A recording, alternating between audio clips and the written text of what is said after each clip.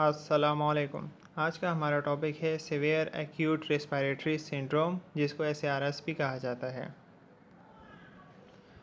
Definition: severe acute respiratory syndrome (SARS) is a contagious and sometimes fatal respiratory illness. Contagious मतलब able to be passed from one individual to another through contact, यानी कि ये communicable disease है जो कि communicable bye contact है, कि एक पर्सन से दूसरे पर्सन के कॉन्टैक्ट में आने से एक दूसरे को हो सकती है। And sometimes fatal mean causing death, जो कि डेथ भी कॉज कर सकती है रिस्पिरेटरी इलनेस की वजह से।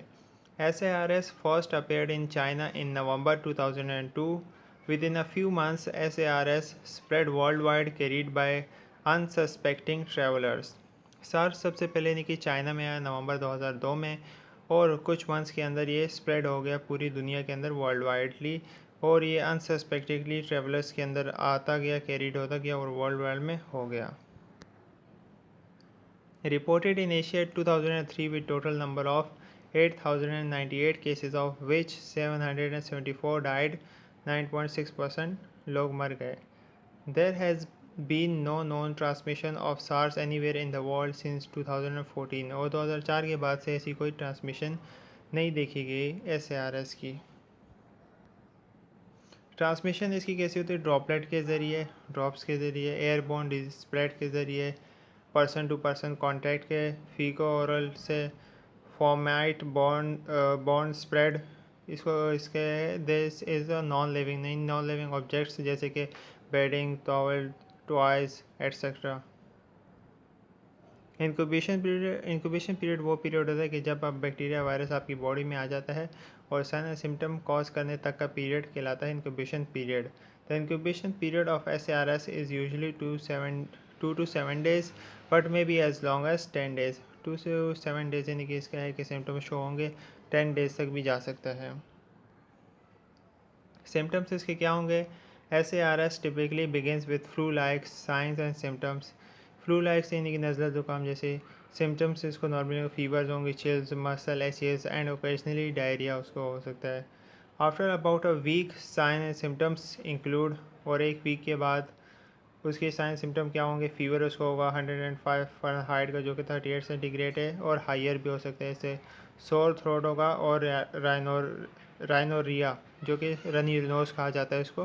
ड्राई कफ होगी, चेस्ट पेन होगा, डिस्पनिया होगा, शॉर्टनेस ऑफ ब्रेथ होगी। कॉजेज इसके क्या है? SARS is caused by a strain of coronavirus, the same family of viruses that causes the common cold। और ये यानी कि स्ट्रेन यानी कि ये कोरोना की एक किस्म है जो कि कौन सी फैमिली से बिलोंग करती है? वायरस की उस फैमिली से बिलोंग करती है जो कि कॉमन कोल्ड कॉज करती है। These viruses have never been particularly dangerous in humans, although they can cause severe diseases in animals। In viruses को यानी कि पार्टिकुलरली ये वायरस डेंजरस नहीं होते ह्यूमंस के लिए, लेकिन ये सिवियर डिजीज़ कॉज कर सकते हैं एनिमल्स के अंदर। For that reason, scientists originally thought that the SARS virus might have crossed from animals to humans. It now seems likely that it evolved from one or more animal viruses into a new strain। इसलिए scientist के ये reason देते हैं कि SARS क्या हो सकता है, शायद ये एनिमल से ह्यूमंस में ट्रांसमिट हुआ है, और इसने अपने आप को डेवलप किया है, और इसने अपने आप को इवॉल्व किया है एनिमल्स वायरसेस को एक न्यू स्ट्रेन में, यानी कि न्यू शेप लिए और न्यू शक्ल लेके वो किया है, और SARS बन गया है, और ये ह्यूमंस को severe acute respiratory syndrome cause करता है। हाउ SARS स्प्रेड, ये स्प्रेड किस तरह से होता है? मोस्ट रिस्पिरेटरी इलनेस होती है including SARS spread throughout droplets that enter the air when someone with the disease cough, sneeze और टॉक्स। सही है, सबसे पहले तो ये रिस्पिरेटरी इलनेस है, और इसमें स्प्रेड ड्रॉपलेट्स के ज़रिए होता है या एयरबोर्न डिजीज़ के ज़रिए, एयरबोर्न के ज़रिए। और जब भी कोई कफ करता है या कोई स्नीज़ करता है, किसी से हम लोग बात करते हैं, तो उससे फैल सकता है। SARS spreads mainly through face-to-face contact, close contact with someone who's infected, such as family members and healthcare workers। ये फेस टू फेस कॉन्टैक्ट से होता है, और क्लोज कॉन्टैक्ट से होता है अगर किसी को कोई इन्फेक्टेड है, उससे अगर कोई क्लोज कॉन्टैक्ट में आता है तो उसको भी हो जाएगा, जैसे कि फैमिली मेम्बर्स को हो जाता है, अगर फैमिली में किसी एक को होता है तो दूसरों को भी जल्दी होने के चांसेस होते हैं, क्योंकि वो ज़्यादा क्लोज रहते हैं एक दूसरे से।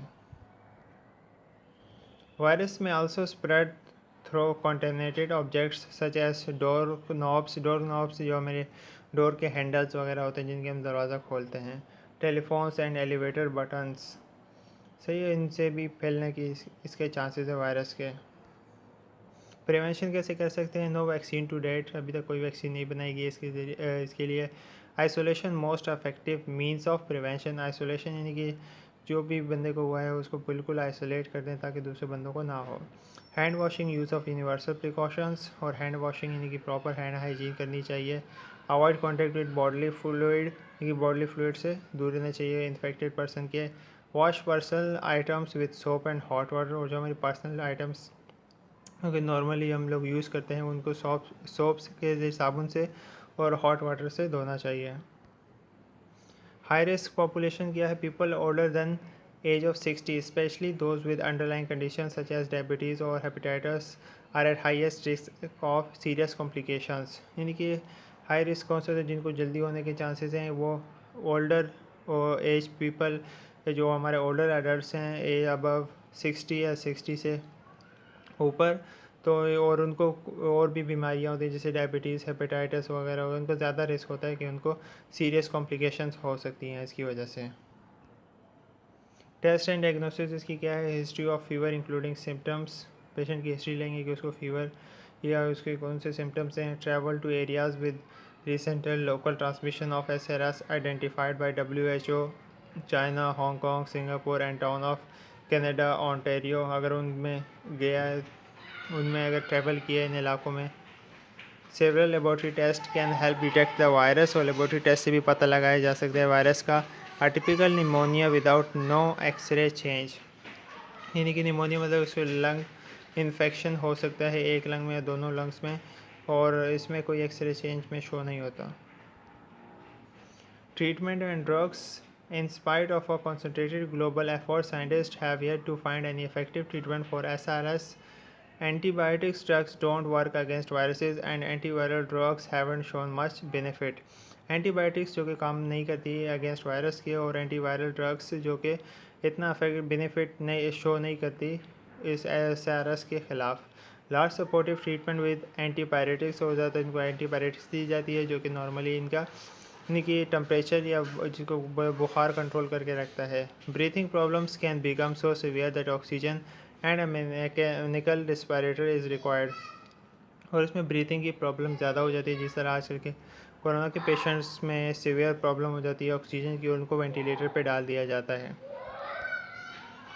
Isolated preferably in negative pressure room which with complete barrier using nursing precautions, और नर्सिंग प्रिकॉशंस के ज़रिए उसको यानी कि कंप्लीट आइसोलेट और नेगेटिव प्रेशर के रूम में रखा जाए।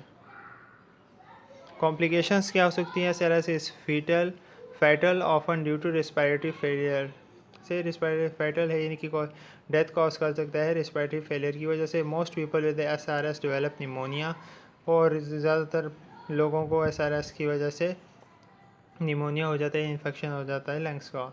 Other possible complications include heart and liver failure, heart and liver failure भी इसकी वजह से हो सकता है अगर वो ज़्यादा ही कॉम्प्लिकेशन या कॉम्प्लिकेटेड हो जाए। ये रेफरेंसेस हैं। Thank you, hope you like it.